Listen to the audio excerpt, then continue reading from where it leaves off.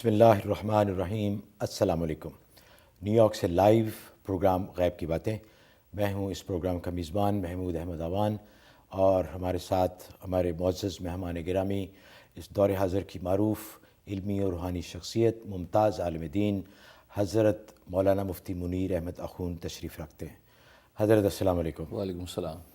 حضرت پاکستان کی مشہور اسلامی درسگاہ جامعۃ العلوم الاسلامیہ بنوری ٹاؤن سے سند یافتہ ہیں، اور حضرت نے اپنے وقت کی بہت ہی عظیم معروف علمی اور روحانی شخصیات سے استفادہ حاصل کیا ہے۔ ناظرین، یہ ہماری خوش قسمتی ہے کہ دور حاضر کی اتنی بڑی شخصیت ہمارے ساتھ تشریف فرما ہیں۔ ہم ان کے شکر گزار ہیں کہ ہر ہفتے بلکہ ہر اتوار ہمارے اس پروگرام میں تشریف لاتے ہیں۔ آپ ہمیں کالز کر سکتے ہیں، ای میلز کر سکتے ہیں، اور حضرت سے اپنے شرعی، روحانی، نفسیاتی اور معاشی مسائل کا حل دریافت کر سکتے ہیں، اور آپ پوچھ سکتے ہیں ان سے اپنے خوابوں کی تعبیر۔ حضرت کیسے ہیں آپ؟ خیریت سے ہیں؟ الحمدللہ خیریت۔ حضرت پروگرام شروع کرتے ہیں۔ ایک بڑا ہی دلچسپ موضوع آج کل زیر بحث ہے، خاص طور پر عیسائی حلقوں میں۔ میڈیا پہ اس کا بہت چرچہ ہے اور زبان زد عام ہے کہ 21 مئی کو یہ جو آنے والا ہے، اس میں حضرت عیسیٰ کا ظہور ہونے والا ہے اور قیامت بپا ہونے والی ہے، یعنی قیامت بھی آنے والی ہے۔ بہت سارے لوگوں نے تو اپنے گھر بھی بیچ دیے ہیں، اپنی جائیداد بھی بیچ دی ہے، اور بسوں میں پھر رہے ہیں۔ جی، تو اسلامی نقطہ نگاہ سے ظاہر ہے ہمارا مختلف ہے، تو آپ کیا کہتے ہیں اس بارے میں کہ یہ جو اتنا بڑا چرچہ ہے عیسائی حلقوں میں 21 مئی کے حوالے سے؟ نحمدہ ونصلی ونسلم علی رسولہ الکریم، اما بعد۔ قیامت کب آئے گی، یہ ایک ایسا سوال ہے کہ اس کا علم اللہ کے سوا کسی کو نہیں ہے۔ خود قرآن کریم میں اللہ تبارک و تعالیٰ نے اس بات کی صراحت کی ہے کہ قیامت کا وقوع اللہ کے سوا کوئی نہیں جانتا ہے۔ اور خود حدیث میں جو حدیث جبرائیل کے نام سے معروف ہے، اس میں حضرت جبرائیل علیہ الصلوۃ والسلام نے سرکار دو عالم صلی اللہ علیہ وسلم سے سوال کیا تھا کہ متی الساعہ، قیامت کب آئے گی؟ تو آپ نے فرمایا تھا کہ مل مسئول عنہا بعالم من السائل، کہ مسئول سائل سے زیادہ نہیں جانتا ہے۔ تو گویا کہ ایگزیکٹ قیامت کا کیا وقت ہے وقوع کا، یہ اللہ کے سوا کسی کو علم نہیں ہے۔ ہاں، البتہ علامات ہیں قیامت کی، اور سرکار دو عالم صلی اللہ علیہ وسلم کا امت پر یہ احسان ہے کہ آپ نے قیامت کی دو طرح کی علامات بیان کی ہیں۔ ایک علامات صغریٰ ہیں اور دوسری علامات کبریٰ ہیں۔ علامات صغریٰ کا مطلب یہ ہے کہ سرکار دو عالم صلی اللہ علیہ وسلم سے لے کے امام مہدی علیہ رضوان تک جو قیامت کے علامات ظاہر ہوں، ان کو علامات صغریٰ کہتے ہیں۔ مثلا ان میں سے تقریباً 73 تک تعداد ان کی بنتی ہے، جن میں کہ شراب کو مشروب سمجھ کے پیا جائے گا، ماں باپ کی نافرمانی کی جائے گی، اور جو وہ زکوٰۃ کو مال غنیمت سمجھا جائے گا، وغیرہ وغیرہ، یہ معروف۔ تو علامات صغریٰ تقریباً جو ہے وہ موجود ہیں آج۔ اور دوسری علامات کبریٰ ہیں۔ علامات کبریٰ وہ ہیں جو امام مہدی علیہ رضوان سے لے کر پہلا سور پھونکنے تک جو علامات ظاہر ہوں گی، انہیں علامات کبریٰ کہتے ہیں۔ یہ 10 بڑی نشانیاں ہیں کہ ان کے ظہور سے پہلے قیامت نہیں آ سکتی۔ چنانچہ حضرت صلی اللہ علیہ وسلم نے احادیث طیبہ میں صراحت کے ساتھ وہ بیان کیے ہیں۔ ان میں سے ایک یہ ہے کہ امام مہدی علیہ رضوان کو ظہور ہوگا، دوسرا یہ کہ خروج دجال ہوگا، دجال نکلے گا، تیسرا اس کے قتل کے لیے حضرت عیسیٰ علیہ الصلوۃ والسلام نزول فرمائیں گے، اور سورج جو ہے وہ مغرب سے طلوع کرے گا۔ اسی طریقے سے ایک آگ نکلے گی جنوب کی طرف سے، جو لوگوں کو ہانک کے لے کے جائے گی سیریا کی طرف، ملک شام کی طرف۔ اور اسی طریقے سے 3 زلزلے آئیں گے، ایک مشرق میں زلزلہ برپا ہوگا، ایک مغرب میں ہوگا، اور ایک جزیرۃ العرب میں ہوگا، اور یاجوج ماجوج کا خروج ہوگا۔ تو یہ علامتیں ہیں۔ دابۃ الارض ظاہر ہوگا، ایک عجیب و غریب خلقت کا جانور کوہ صفا سے نکلے گا۔ تو یہ وہ 10 علامتیں ہیں۔ احادیث پہ فرمایا کہ ان علامتوں کے ظہور کے بغیر قیامت نہیں آئے گی۔ اور سب سے آخری جو ان میں 10 میں آخری جو علامت ہوگی، وہ اس آگ کا ظہور ہوگا جو جنوب سے نکلے گی اور ساری دنیا کو جو ہے وہ ہانک کے لے جائے گی ملک شام کی طرف۔ اچھا، یہ آخری یہ ہے گی۔ اس کے بعد جو ہے وہ میدان حشر قائم ہو جائے گا۔ تو یہ 10 علامتوں کے بغیر قیامت کا وقوع نہیں ہوگا۔ اور ویسے ہی صحیح مسلم کی حدیث ہے کہ لا تقوم الساعة حتى يقال في الارض اللہ اللہ، کہ روئے زمین پر جب تک ایک بھی شخص اللہ اللہ کہنے والا باقی رہے گا، قیامت واقع نہیں ہوگی۔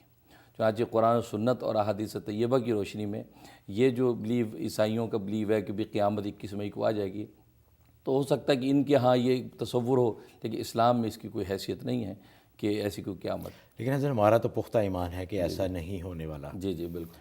اور حضرت اس کا کیسے ہم فائدہ اٹھا سکتے ہیں کہ اگر یہ نہیں ہوتا اور یہ ان کا جھوٹ ثابت ہو جاتا ہے تو ہمیں تو پھر ان سے کوئی ڈائلاگ کرنا چاہیے کہ بھائی آپ اس طرح کی افواہیں یا اس طرح کی باتیں نہ پھیلائیں، اور ان کو بتایا جائے کہ یہ علامات اسلام میں جو بتائی گئی ہیں ان میں سے جو علامت کبریٰ جیسے آپ نے ابھی فرمایا اس میں سے کسی کا ظہور نہیں ہوا۔ اس میں ایسا ہے کہ اسی دعوے کا ایک جز یہ ہے کہ ان کا کہنا ہے کہ یہ جو بلیو ہم نے قائم کیا ہے کہ 21 مئی کو یہ واقعہ پیش آنے والا ہے، بلکہ ایک ایسا ارتھکویک آئے گا کہ لوگ جاپان کے ارتھکویک کو بھول جائیں گے، یہ بات بھی انہوں نے کہی ہے۔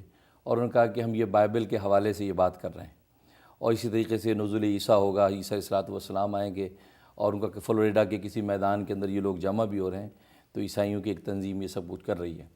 تو اگر یہ ایسا کچھ نہیں ہوتا تو ہمارے لیے سب سے بڑی بات یہ ہے کہ ان کو یہ بتایا جائے کہ قرآن کریم نے یہ بات واضح کر دی تھی کہ یحرفون الکلم عن مواضعہ، کہ تورات اور انجیل کے اندر تحریف ہو گئی ہے، یہ وہ سچی کتابوں کا وہ تصور قائم نہیں رہا جو اللہ نے نازل کی تھی، تو بعد کے لوگوں نے اس میں تحریف کر دی ہے، لہذا آپ نے اس تحریف شدہ تصور کو قائم کر کے یہ دعویٰ کر دیا، اور وہ تعریف شدہ ہونا ثابت ہو گیا کہ یہ چیز واقعہ جب نہیں ہوئی تو قرآن سچ کہہ رہا ہے، جب قرآن سچا ہے تو قرآن پر بلیو لے۔ بہرحال حضرت 21 مئی کا ہمیں انتظار رہے گا، دیکھیں کیا ہوتا ہے۔ ایک کال لیتے ہیں، روشن بانو ٹیکسس سے کال کر رہی ہیں۔ جی السلام علیکم۔ وعلیکم السلام۔ جی جی فرمائیے۔ جی حضرت صاحب السلام علیکم۔ وعلیکم السلام۔ جی میرا ایک سوال ہے کہ جو وظیفہ ہوتا ہے جو 7 مبین کا، جی جو اپن پڑھتے ہیں، ایک مبین ختم کرتے ہیں، پھر دوسرا مبین پہ جاتے ہیں، تیسرا مبین پہ، تو یہ وظیفہ اپن روز پڑھ سکتے ہیں یا کچھ دنوں کے لیے پڑھنا چاہیے؟ جی حضرت۔ ہاں یہ آپ روزانہ پڑھ سکتے ہیں کہ خواتین جب پاکی کے دنوں میں قرآن کریم کی تلاوت کر سکتی ہیں تو یہ روزانہ آپ اس کی تلاوت کر سکتے ہیں، یہ پڑھ سکتے ہیں، تو اس میں کوئی پابندی نہیں ہے کہ ایک دن کا وقفہ کریں، تو جتنے دن آپ کو پڑھنا مطلوب ہو اتنے دن آپ پڑھ سکتے ہیں اس کو۔ اچھا حضرت، پچھلے کافی پروگراموں میں جنات کے بارے میں بھی ہم ذکر کرتے رہے ہیں، اس کو آگے بڑھاتے ہیں۔ یہ بات تو طے ہے کہ جو شریر جنات اور شیاطین وہ انسانوں کے دشمن ہیں، اور ہر ممکن وہ انسانوں کو نقصان پہنچانے کی کوشش کرتے ہیں۔ تو حضرت یہ فرمائیے کہ قرآن میں یا اسلام میں اس سے حفاظت کے کوئی طریقے بتائے گئے ہیں، اور یا جو شریر جنات جب انسان کو نقصان پہنچائیں تو کیا ان کو قتل کرنا جائز ہے، ان کو مارنا جائز ہے، ایسے جنات کو جو کہ انسانیت کے دشمن ہیں؟ جی ہاں، اس میں احادیث میں اس کے جو وظائف بتائے گئے ہیں، چنانچہ آیت الکرسی کے بارے میں بتلایا کہ آیت الکرسی کا اہتمام کیا جائے تو شیاطین کے شر سے حفاظت رہتی ہے، اور جس گھر میں سورہ بقرہ کی تلاوت کی جائے تو شریر قسم کے جنات جو ہے وہاں ان کو نقصان نہیں پہنچا سکتے ہیں، تو یہ حفاظتی تدابیر اس کے لیے احادیث طیبہ میں موجود ہیں، اور وہ مجرب ثابت ہوتی ہیں جب لوگ کرتے ہیں اس پہ عمل۔ اور دوسرا یہ ہے کہ ان کو قتل کرنا، اگر یہ ایذا پہنچاتے، تکلیف پہنچاتے ہیں تو ان کو قتل کرنے کی اجازت ہے۔ خود احادیث طیبہ میں نبی کریم صلی اللہ علیہ وسلم نے فرمایا کہ اگر کوئی سانپ کی شکل میں کوئی چیز ظاہر ہو تو سانپ کو 3 مرتبہ مہلت دے دی جائے کہ اگر تم جن ہو تو یہاں سے دفع ہو جاؤ، ورنہ ہم تمہیں قتل کر دیں گے اور تمہارا خون معاف ہے۔ تو اگر دوبارہ وہ نظر آئے تو پھر اس 3 مرتبہ کی مہلت کے بعد اس کو آپ قتل کر دیں، اگر وہ جن ہوگا تو اس کا خون معاف ہے، تو قتل کرنے کی اجازت دی ہے اگر وہ ایذا دیتے ہیں تو۔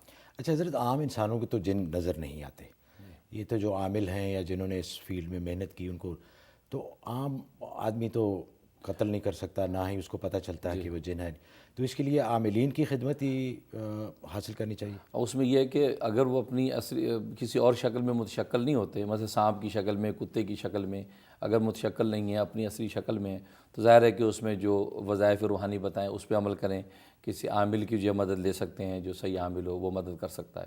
لیکن اگر سانپ کی شکل میں ہو تو ویسے لکھا ہے، بعض روایات میں آتا ہے کہ سفید رنگ چمکتے ہوئے، چاندی کے چمکتے ہوئے رنگ میں یہ عام طور پہ ہوتے ہیں۔ اگر سفید رنگ کا سانپ ہے جو چاندی کی طرح چمک رہا ہے تو عام طور پہ یہ اس شکل میں ہوتے ہیں، وہ جن ہے۔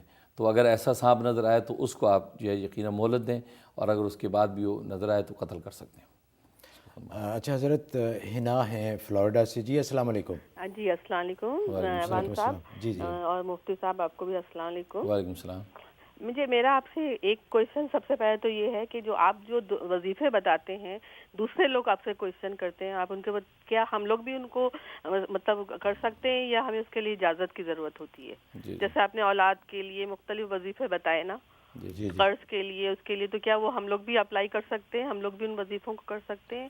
اچھا، ایک تو میرا یہ کویشچن ہے، اور دوسرا میرا کویشچن یہ ہے کہ میں الحمدللہ 5 وقت کی نمازی ہوں اور اکثر و بیشتر تہجد بھی پڑھتی ہوں. ماشاء میں آپ کو اللہ. اس لیے کلیئر کری ہوں کہ اپنے سوال کے بارے میں جی جی کہ یہاں پہ اکثر زیادہ تر اسلام جو ہم نے عورت کے بارے ہی میں سنا ہے. میں یہ مطلب یہ کہنے کا مطلب یہ کہ ہم پیدائشی مسلمان ہیں، پھر بھی بعض وقت ہم گھبرا جاتے ہیں، اور ہم لوگ یہاں رہ رہے ہیں، یہاں کے لوگوں سے ظاہر ملتے ہیں تو ہمیں طرح طرح کے کویشچن سننے کو ملتے ہیں، کیونکہ جو بھی مسلمان، جو بھی ہم نے خود بھی دیکھا ہے، جو بھی بہت مطلب نمازی پرہیزگار ہمارے مولانا ٹائپ کے جو لوگ ہیں، وہ بھی سارا اسلام جو ہے وہ خود مطلب بے پردہ بیٹھے ہوتے ہیں، عورتوں سے بات کر رہے ہوتے ہیں اور عورتوں پہ ہی وہ کر رہے ہوتے ہیں کہ بھئی عورت کو، مطلب میرا کہنے کا یہ ہے کہ یہ بتائیں کہ جو عورتوں کو مطلب پردے کا حکم ہے تو مرد کے لیے کیا حکم ہے؟ ایز اے بیوی تو بہت بتایا جاتا ہے کہ بیوی کو یہ کرنا چاہیے، میاں کے خلاف نہیں ہلنا چاہیے، حکم سے وہ ہٹنا نہیں چاہیے، لیکن شوہر کا کیا ہے، وہ اس بیوی کے کیا حقوق ہیں جو شوہر کو ادا کرنے جی چاہیے؟ جی بہت بہت شکریہ ہے نا آپ کا. جی حضرت. جی، جہاں تک پہلے سوال کا تعلق ہے تو میں پہلے بھی عرض کر چکا ہوں کہ اگر آپ کے سوال کی نوعیت سیم ہے تو آپ بھی اس وظیفے پہ عمل کر سکتی ہیں، اس کی عموماً بھی اجازت ہوتی ہے. اور باقی رہا دوسرا سوال تو اس میں یہ ہے کہ اللہ تبارک و تعالیٰ کی شریعت نے مرد عورت کے اپنے اپنے حقوق و فرائض متعین کیے ہیں. چنانچہ مرد کے ذمہ فرائض ہیں کہ نان نفقہ کا خیال کرے اور سکنا کا، رہنے کا خیال کرے، اور اس کے لیے باقی جو ہے اس کی ہر طرح کی ضروریات کو پورا کرے، تو وہ اس کی ذمہ داری ہے. باقی عورت کے لیے اس کی خدمت کرنا اور گھر بار کا خیال کرنا وہ عورت کے ذمہ ہے. تو رہا سوال یہ کہ عورتوں کے لیے پردہ داری کا معاملہ، تو قرآن کریم میں دونوں کے لیے ایکول جو اعلان کیا گیا ہے، حکم دیا گیا ہے کہ ایمان والے مردوں کو کہہ دیا کہ تم بھی دوسری نامحرم عورتوں سے اپنی نگاہیں نیچی رکھیں، اور مسلمان عورتوں سے بھی کہہ دیا گیا کہ تم دوسرے مردوں سے نگاہیں نیچی رکھیں. تو غض بصر کا حکم شریعت میں دونوں کو برابر دیا. ایسا نہیں کہ عورت پہ شوہر پابندیاں لگاتا رہے کہ تمہیں گھر سے نہیں نکلنا، یہ دیکھنا نہیں ہے، اور خود دوسری عورتوں کو دیکھے یا بات کرے. تو یہ زیادتی ہے، یہ اس کا اپنا ایک فعل ہے، اسلام کا اس سے تعلق نہیں. اسلام نے دونوں کے حقوق و فرائض برابر رکھے ہیں. جی جی بالکل، نظروں کی حفاظت تو سب کے لیے. اچھا حضرت، ایک کچھ ای میلز بھی دیکھتے ہیں. ایک ای میل ہے، انہوں نے کہا کہ نام نہ لیں. یہ صاحب 2 سال سے اپنی گرل فرینڈ کے ساتھ رہ رہے ہیں. گرل فرینڈ کا میاں طلاق نہیں دیتا، خود بھی شادی شدہ ہیں، تو پوچھ رہے ہیں کہ گرل فرینڈ سے شادی کر سکتے ہیں؟ ہاں، یہ گرل فرینڈ اگر وہ خود شادی شدہ ہے تو وہ تو کسی دوسرے کی منقوہ ہے، تو لہٰذا جو اس سے پہلی بات تو اس سے اس قسم کا معاشقہ کرنا یہ بالکل حرام ہے. اور پھر یہ کہ اس سے شادی کرنا اگر وہ کسی کے منقوہ ہے تو آپ کے لیے قطعاً حلال نہیں ہے، آپ اس سے نکاح نہیں کر سکتے، اس کی اجازت نہیں ہے. اچھا حضرت، ایک اور ای میل ہے کہ انہوں نے بھی کہا کہ ان کا نام نہ لیں. ان کے پاؤں میں سخت درد ہے، خاص طور پہ ایڑیوں میں. والدہ کی ٹانگیں بھی بہت سوجی ہوئی ہیں، بلڈ سرکولیشن نہیں ہے، چل نہیں سکتی. اور ساتھ میں انہوں نے یہ بھی پوچھا ہے کہ ان کا بیٹا نمازی بن جائے، اور ان سب مسائل کے لیے پوچھا ہے کہ آپ کچھ ان کو پڑھنے کے لیے بتائیں. بیٹے کے نمازی بننے کے لیے سورۃ یاسین روزانہ تلاوت کر کے پانی ان کو پلاتے رہیں، انشاءاللہ ان کی قلب کی اصلاح ہوگی. اور ویسے اچھی مجلسوں اور اچھی صحبتوں کے اندر اس کو لے کے جائیں، انشاءاللہ فائدہ ہوگا. اور جہاں تک پہلے سوال کا تعلق ہے تو اس کے لیے کہ مٹھی بھر لونگیں لے کے سرسوں کے تیل میں، 1 پاؤ سرسوں کے تیل میں جلا لیں، بالکل سیاہ ہو جائیں وہ لونگیں، تو اس میں سے تیل کو چھان لیں. اس تیل پر 3 مرتبہ سورۃ لقمان تلاوت کرنی ہے. سورۃ لقمان تلاوت کر کے اس تیل کی مالش کریں صبح اور شام 2 ٹائم. انشاءاللہ ٹانگوں کی تکلیف، پاؤں کا درد، ایڑیوں کی تکلیف رفع ہو جائے گی. تو یہ ان کے لیے اور ان کی والدہ دونوں کے لیے یہ دونوں کر سکتے یہ ہیں. مجرب ہے. جی دونوں کے لیے. تو حضرت وقت ہوا ایک بریک کا. جی تو ناظرین ایک چھوٹی سی بریک لیتے ہیں، اس کے بعد پھر حاضر ہوں گے. بریک پہ جانے سے پہلے ہمارے جو اسپانسر ہیں یونائٹڈ بینک، ان کا کلک اینڈ ریمیٹ سروس ہے پاکستان رقم بھیجنے کے لیے مؤثر ترین ذریعہ. آپ صرف کمپیوٹر پہ بیٹھ کے ایک کلک کے ذریعے آپ کو کہیں کیش لے جانے کی، کہیں گاڑی پارک کرنے کی یا باہر جانے کی ضرورت نہیں ہے. آپ گھر پہ بیٹھے UBL کلک اینڈ ریمیٹ کے ذریعے پاکستان